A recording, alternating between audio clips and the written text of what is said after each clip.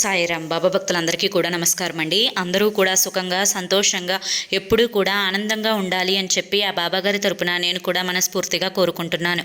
ఈరోజు బాబాగారు అందించే సందేశం ఏంటి అంటే కనుక, తల్లి నీ బిడ్డ గురించి పచ్చి నిజాలు తెలుసుకో, గుండెలు బాదుకుంటావు, జాగ్రత్త.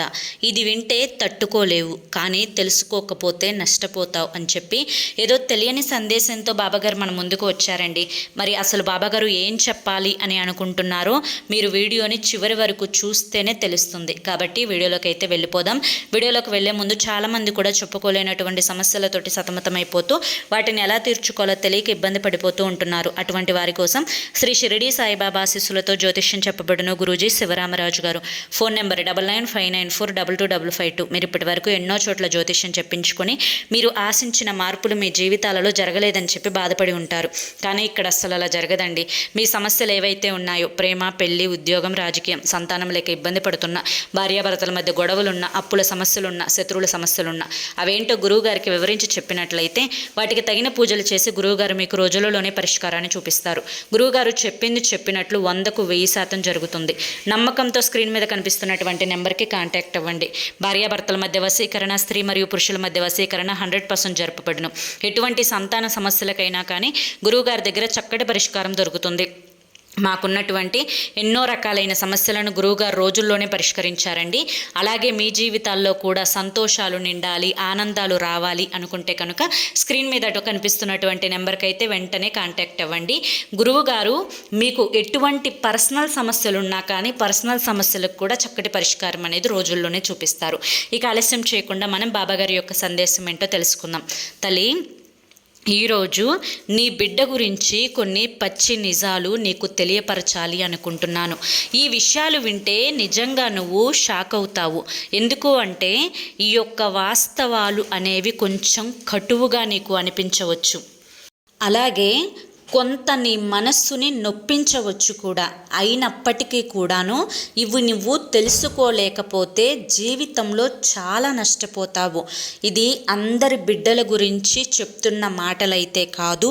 ఎవరైతే ఇటువంటి ప్రవర్తనతోటి మీ పిల్లలు మీ దగ్గర ఉన్నారో ఆ తల్లిదండ్రులు ఖచ్చితంగా తెలుసుకోవాలి. ఏ బిడ్డలకైతే 16 సంవత్సరాలు వచ్చి నీ బిడ్డలు నీతో ఉండటానికి ఇష్టపడకపోయినా, నీతో మాట్లాడటానికి ఇష్టపడకపోయినా, అమ్మ, నాన్న, అమ్మమ్మ, నానమ్మ, అక్క, తమ్ముడు అని చెప్పి ప్రేమగా కుటుంబంతో కలవకపోయినా, ఒంటరిగా ఒక గదిలోనే ఉండటానికి ఇష్టపడుతున్నా, చెప్పే మాటకు పూర్తిగా వ్యతిరేకంగా ఎదురు తిరిగి మాట్లాడుతున్నా, నీ యొక్క తల్లిదండ్రులు అంటే బిడ్డ తల్లిదండ్రులు చెప్పేటువంటి మాటను నిర్లక్ష్యం చేస్తున్నా, ఎక్కువగా స్నేహితులతోటి మాట్లాడుతున్నా, ఫోనులతో ఎక్కువ సమయాన్ని కేటాయిస్తున్నా, ఎక్కువగా స్నేహితులతో పాటుగా అక్కడికి వెళ్తున్నాను, ఇక్కడికి వెళ్తున్నాను అని చెప్పి సెలవు రోజుల్లో కూడా బయటికి వెళ్తున్నా, కాలేజీలకు వెళ్తున్నాను అని చెప్పి కాలేజీలకు వెళ్ళకుండా వేరే చోటుకి వెళ్ళే రకరకాలైనటువంటి పనులు చేస్తున్న నీ బిడ్డల గురించి నువ్వు తెలుసుకొని తీరాల్సిందే. ఎందుకంటే నేను పడ్డ కష్టం నా బిడ్డలు పడకూడదు, నేను పడ్డ సమస్యలు నా బిడ్డలకి రాకూడదు, నాకు దొరికినటువంటి భర్త నా బిడ్డలకి దొరకకూడదు అని చెప్పి ఎన్నో కష్టాలు పడి ఎంతో కన్నీటిని దాచుకొని నీ యొక్క చేతులు కూడా గడ్డలు కట్టే విధంగా పని చేసుకొని రేయింబగళ్ళు ఆలోచించి ఎంతో శ్రమ పడుతున్నటువంటి నీ జీవితానికి ఒక చల్లటి చిరుగాలి అనేది నీ బిడ్డల వైపు నుంచి వస్తుంది అని చెప్పి నువ్వు సంతోషపడుతున్నటువంటి సమయంలో ఆ చల్లటి చిరుగాలి కాస్త నిప్పులు కక్కే అగ్నిగుండంలాగా మారబోతోంది అంటే నిజంగా గుండెలు బాదుకోక తప్పదు కదా తల్లి.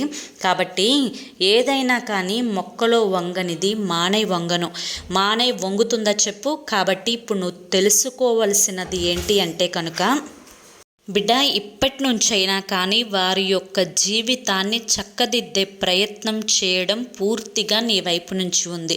నువ్వు ఎంతవరకు చేయగలుగుతావో వారి భవిష్యత్తు గురించి అంతవరకు కూడా ఖచ్చితంగా ప్రయత్నించాల్సినటువంటి ఆ యొక్క బాధ్యత నీ చేతుల్లో ఉంది. అంటే ఇక నా మాట వినడం లేదు, నేను చెప్పిన మాట వినడం లేదు, వాడిని వదిలేశాను, లేదంటే తనను వదిలేశాను, వారి ఇష్టం వచ్చినట్టు వాళ్ళు చేస్తున్నారు, నేను చేయగలిగింది ఏమీ లేదు అని చెప్పి ఇటువంటి నిర్ణయాలు అయితే నువ్వు తీసుకోవద్దు. ఎందుకంటే నువ్వే చెయ్యాలి, నువ్వే మార్చాలి. కడుపారా కన్నప్పుడు బిడ్డ అడ్డదారిన పోతూ ఉంటే సరైన మార్గంలో మాటల రూపంలో చెప్పడమో, వీలైతే ఒక దెబ్బ, ఎక్కువ దెబ్బలు కాదు, ఒక దెబ్బ వేసి చెప్పడమో, లేదంటే తనకి ఎవరినైనా కానీ మంచిగా ఉండేటువంటి జీవితాలను ఉదాహరణగా తీసుకొని చెప్పడమో, లేదంటే ఎవరి జీవితాలైనా ఇటువంటి పనులు చేసి పాడైపోయి ఉంటే వారిని ఉదాహరణగా చూపి చెప్పడమో, ఇలా ఏదో ఒక రకంగా నీకు తగ్గ ప్రయత్నం అనేది నువ్వు తప్పకుండా చేసి తీరాలి.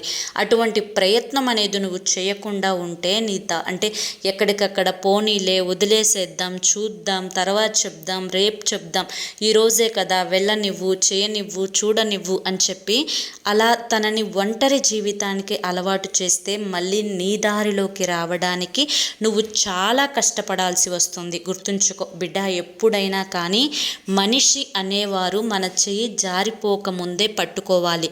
ఎప్పుడైతే మన మాట ఎత్తినా, లేదంటే మనం ఏదన్నా చెప్తున్నా, లేదంటే కనుక తనకి తగిలేటట్లుగా ఏదన్నా మాట్లాడుతున్నా, కోపం ఆవేశం చూపిస్తున్నారు కదా, అరుస్తున్నారు కదా, మనకెందుకు ఇప్పుడు ఇంట్లో గొడవ అవుతుంది, ఇలా భయపడి కనుక మానుకున్నట్లయితే రేపొద్దున నువ్వు తీరా చేతులు కాలిన తర్వాత ఆకులు పట్టుకునేటువంటి పరిస్థితి నీకు ఏర్పడకూడదు. నలుగురిలో విలువగా నీ యొక్క కుటుంబం ఇప్పటి వరకు ఉంది, కానీ రేపు జరగరానిది ఏదన్నా జరిగితే కుటుంబ పరువు పోతుంది. పరువు సంగతి తీసి పక్కన పెట్టు, బిడ్డ భవిష్యత్తు నాశనం అవుతుంది. నిండు నూరేళ్ల పచ్చని భవిష్యత్తు, ముక్కు పచ్చలారని వయసులో తను ఎన్నో కష్టాలు పడితే నువ్వు ఒక తల్లిదండ్రిగా చూస్తూ ఉండగలుగుతావా? అయ్యో నేను ఆ రోజు నా ప్రయత్నం నేను చేసి ఉండాల్సిందే అని చెప్పి అనుకోవా? అలా అనుకోకుండా ఉండాలి అన్న ఉద్దేశంతో నేను నీకు ముందుగానే హెచ్చరించి చెప్తున్నాను తల్లి. ఇది నువ్వు నేను ఎందుకు ఇలా చెప్తున్నానా అని చెప్పి ఆలోచిస్తావు అని చెప్పి అనుకుంటున్నాను. అంతేకాని ఆవేశపడి కోపగించుకోకుండా ఒక్కసారి నిదానంగా కూర్చొని నీ బిడ్డ యొక్క ప్రవర్తన, నడవడిక ఏ విధంగా ఉంది అని చెప్పి ఆలోచించుకో. దానిని బట్టి తర్వాత ఏం చేయాలి అనేది ఆలోచించుకో. ఏదైనా నీ చేతుల్లోనే ఉంది అని చెప్పి ఈరోజు బాబాగారు మనకి చాలా చక్కటి సందేశాన్ని అందించారండి. మరి ఇప్పటి రోజుల్లో చాలా కూడా ఇలాగే జరుగుతున్నాయి. బాబాగారు కూడా మనకు చెప్పాలి అనుకుంటున్నది అదే. ఏం చెప్పాలి అనుకుంటున్నారు అనేది మీకు క్లియర్గా కూడా అర్థమైంది అనుకుంటున్నాను. ఈ వీడియో నచ్చింది అనుకుంటున్నాను.